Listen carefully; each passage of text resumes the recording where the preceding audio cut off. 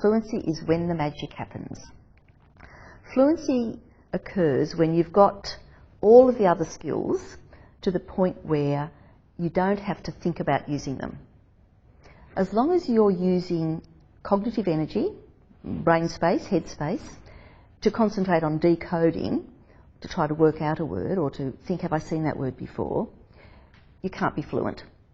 So fluency requires that you have a big vocabulary that you recognise immediately, that you have enough letter sound knowledge and that you've automated that you can read every word quickly and easily and put it all together in meaningful chunks of phrases and clauses and sentences, and that it is coherent enough for the complete meaning to be apparent.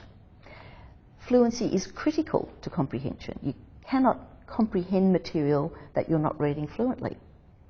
So it must be at your independent reading level. All the decoding bit has to be at the level of automaticity. So having the preliminary skills established to the point of automaticity, that's the term we use, to the point of automaticity, so that you're not spending any cognitive energy focusing on that. You can spend all your energy focusing on what all of it means. That won't happen until you're reading at about 80 to 100 words a minute. And it normally happens around reading age 8 to 9. That's when you've converted learning to read into reading to learn. You've got the skills together. Now sometimes children reach a reading age of 9 at 5. Sometimes there are children of 16 who haven't reached a reading age of 8 or 9. So you can have a 16-year-old who is not reading well enough to comprehend the material. And a lot of teachers think that's because or they'll say, that child can read, they just don't want to. And by that child can read, they mean that child can, in a very laboured way, struggle through the decoding part of it. But that child is not reading fluently enough for understanding. That child doesn't have the preliminary skills to the point of automaticity. That child is not reading well enough. And it's not a matter of not wanting to, it's a matter of not being able to. And giving a 16-year-old material that's for a child a couple of years younger means that teacher's not understanding that child is not reading at a 14-year-old level, that child's reading at about a 7-year-old level. And it's a sad fact that there are not chemistry books around at that age level reading. So it's a really big issue, this lack of the development of automaticity for so many children. Now, how do we develop fluency? There are two broad categories of strategy. One is repeated reading of short passages. Now, you don't have to read whole books, whole chapters, whole paragraphs.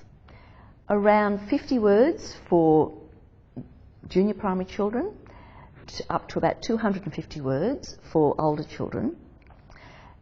And you read them together in pairs. You match a poor reader with a better reader. So once again, this involves grouping and perhaps cross-age tutoring, which has implications for whole school development as well, of course. So if it's working well, this is how it operates. The good reader models the reading, the poor reader reads it.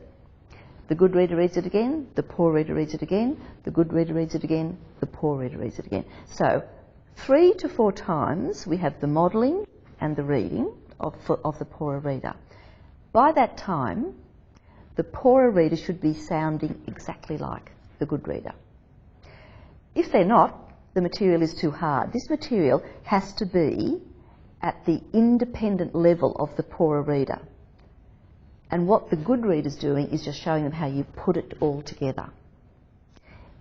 If they're not sounding almost exactly the same after 3 or 4 readings, it's too hard, and you either have to reduce the amount of the text, so go down to less of it, or you have to make it easier for the poorer reader. It means that that's not at their independent level. Now, you can do this with jokes. It doesn't matter what you're reading, you can do it with poetry. A really good way to build it into a school day is to have readers' theatre activities where they're reading a play or they're doing some activity that has been built around the readers' theatre format, and then you actually plan for a performance. That makes it a very legitimate activity to keep practicing something. It's sort of always nice if there's a purpose to something, and having a production planned is really good. So doing plays is actually a really good way to build in repeated reading, because in plays, in poetry, there's a need for drama, there's a need for expression, there's a need for the appropriate intonation.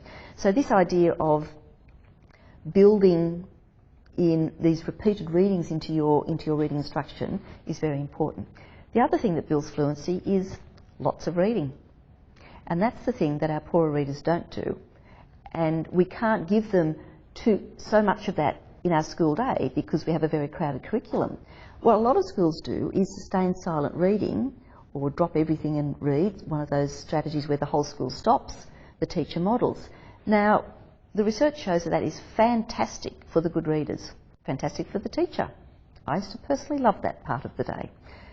It hasn't been shown to be effective at all for the poorer readers. That amount of time, that precious 10 to 15 minutes that occurs in classrooms where most kids are very happily engaged in reading for pleasure, is far better spent teaching that group of kids who are not fluently reading the skills that they really need to do.